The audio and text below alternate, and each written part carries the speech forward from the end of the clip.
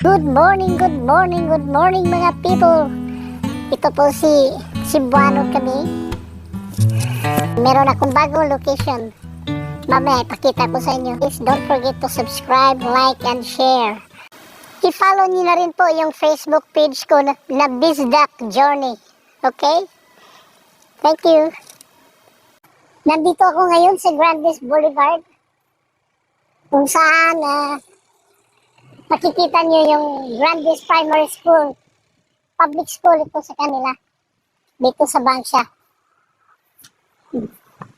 Kaya ang daming sasakyan dumadaan.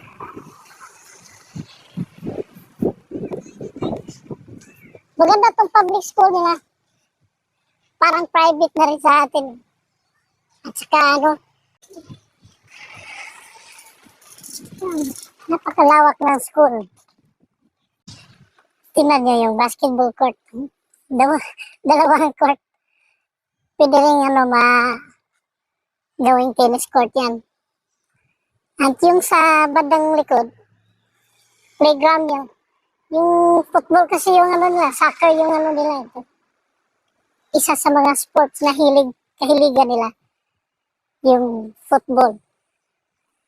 Ang pinaka-the best nila na sports, yung cricket at saka yung footy. Yung footy sa kanila parang sa American yan, rugby. Parang ganun. So, dito yung Grandes Primary School. Diyan. Ngayon, ito naman yung St. John Paul II. It's a Catholic primary school.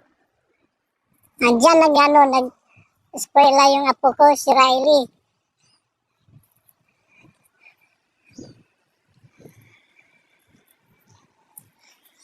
Bawal na kasing pumasok dyan kasi malapit ng 8:30 yung sarado na yung gate pag 8:30 na.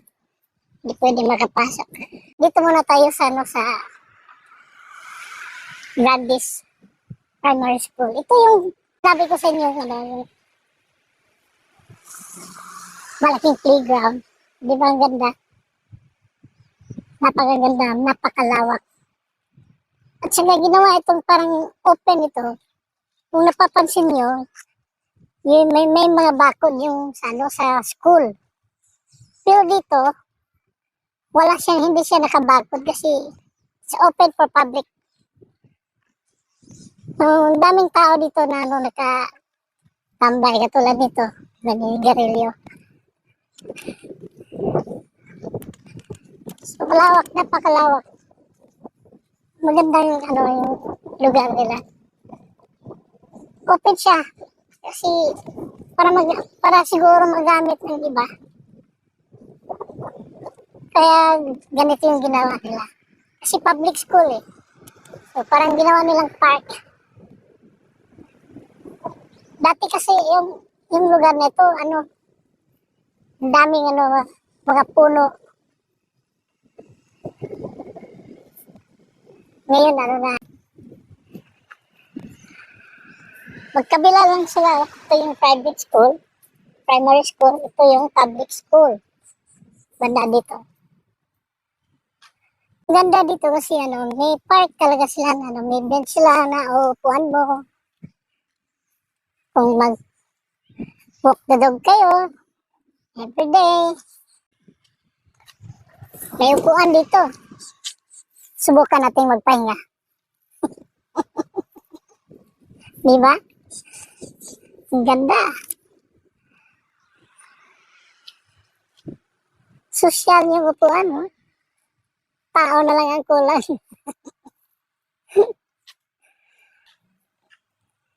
At saka malinis. Kasi meron silang waste disposal.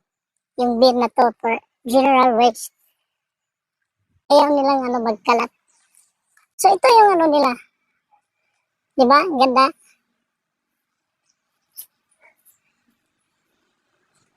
Picnic area to kasi bakit mo nasabi yung picnic area? Kasi may playground ng mga bata. Yan. Siguro yung katulad ni Riley, yung age pataas, 6 up. pwedeng mag-ano dito. Meron silang ano, yung pang-grill. LPG ito sa loob, pero nakakandado. Pwede mong gamitin ito anytime for free. Just start and push the button there. Yan o. Ano na siya? Push mo lang, mag-start na siya or push to stop. Push to stop. Siguro ang kadalasan nilang ginagawa, lagyan nila ng hot plate liner para konti na lang yung lilinisin pagkatapos mo mag-grill. Aming ibon dito. Ang dami, napakarami, iba't ibang klase. Pasensya na guys, Cebuano kasi ako eh. Pagpasensyahan nyo na. Kung minsan magkabulol-bulol yung Tagalog ko. Okay lang po. Di ba ang ganda?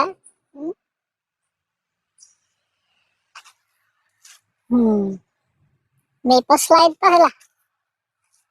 Pero parang dito nakahiga.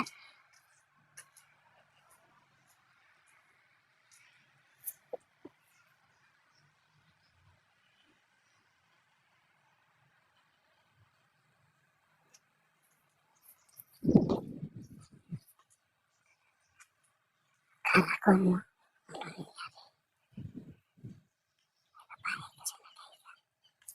Good morning! Are you okay? Kala ko naman ano eh. Ano nangyari sa kanya. Diba? Concern lang tayo, diba?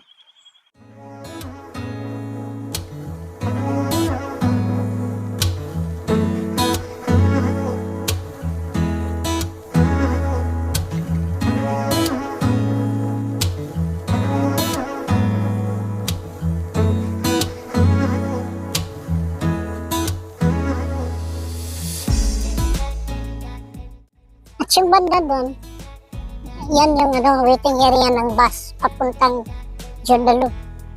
Yung shopping center na kadalasan namin pinupuntahan. Number 390 na bus. Meron siyang mga oras, makikita mo lang sa apps nila. Meron silang apps na na-download. Doon lahat, makikita mo kung anong oras yung dadaan yung bus. So, baka mamaya nandito na yun, mga 3 minutes from now. Nandito na yun. At dito yun, ibaba yung galing Joondalup, dito na area na to, yung signage na yan. So, kasi yung pick up point doon, sa kabila. Ito yung entrance, papunta sa loob ng public school. Ang napakaganda dito mga kaibigan kasi lahat ng intersection nila dito meron ganito rotonda kasi mas safe yung driving nila pag meron dyan, meron na ganyan. So ayaw nilang magkaroon ng disgrasya kasi with regards to safety, mas sila dito eh. Mas concerned sila dyan.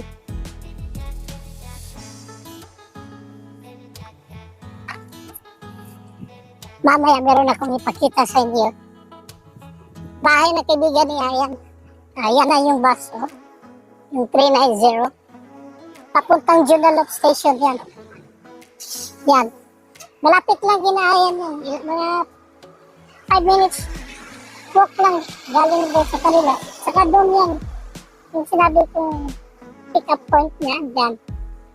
So diba, sabi ko 3 minutes lang. Dyan oh. Yan. Saka at may kami card ka, itap mo lang. Bibili ka lang ng card. I-load mo lang. Yun ang ginagawa nila. Tap mo lang. Katulad doon sa Manila, sa atin sa Cebu, meron din yan. Konti lang, hindi lahat. Sa Manila, kadalasan gano'n na rin eh. Diba card? Electronic card. Itap mo lang pagkatapos, yun na. Pasok ka na. Lalo na yung papunta, ano, yung mga LRT, yung mga bus, ganun na. Medyo high-tech na rin. Hindi tayo maiiwan sa, ano, sa Pilipinas. Pero mas high-tech sila dito kasi yung banking online nila dito, yung mas maganda kasi safe. Yung mga tao hindi na magdadala ng, paminsan na lang ka makakita na magdala ng pera. Wala na yun sa kanila. Maganda yung ano nila dito, yung transportation, yung bus transit system nila. Maganda. Saka yung train. Kaso yung train hanggang Joondalup lang station. Papuntang kung saan banda yung pa-airport. Sa airport nga, meron na nga eh. Ginagawa pa yata. Papuntang airport from Joondalup.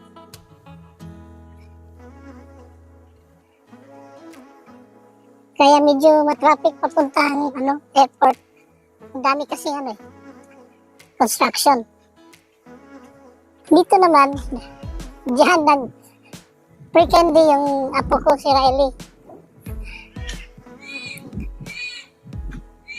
Medyo hindi masyadong kalakihan, pero okay na lang, kaysa wala. Alright, nandito ako ngayon sa Lady Bird Road. Papunta ko sa ano, sa bahay nila ni Manny, yung kaibigan ni Ayan, yung anak ko ng Ayan.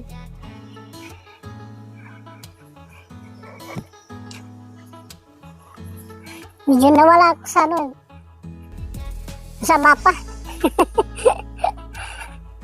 Nakalimutan ko na yung ano, street nila eh. Kasi kadalasan pupunta kami sa bahay nila, ano, may sasakyan at saka hindi ako yung nagmamaniho, yung anak ko, kaya nawala. Okay, ito yung Lady Bird. Dati dito, ano, empty lang dito eh, empty lot. Ngayon, punong-puno na ng bahay, oh. Ito nga yung bahay ni, ano, ni Manny at ni Sandy. Ang ganda ng ano nila, pathway, oh. Ha? White stone.